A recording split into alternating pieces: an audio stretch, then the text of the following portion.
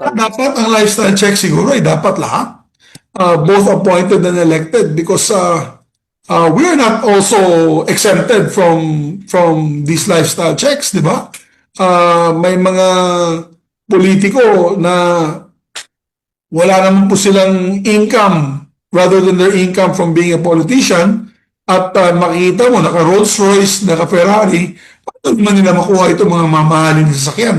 Kailangan yan tugma sa kanilang BIR, di ba? BIR tax payments and income generated from other sources. So, pabor ko sa lahat. Dapat lahat niyan.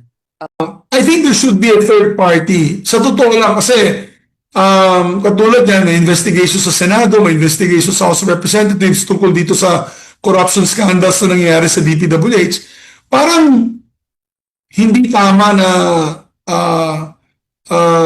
itong mga ahensya o itong Kongreso at Senado ang lead agency to investigate this. I think there should be a third-party agency that should be led by, of course, the investigators and government investigators and civil society. Yan ang mahalaga. Kasama din po natin civil society dapat yan. So, I think these are things that we have to take in consideration kasi paano kung may kasamahan ka doon na matatamaan, di ba?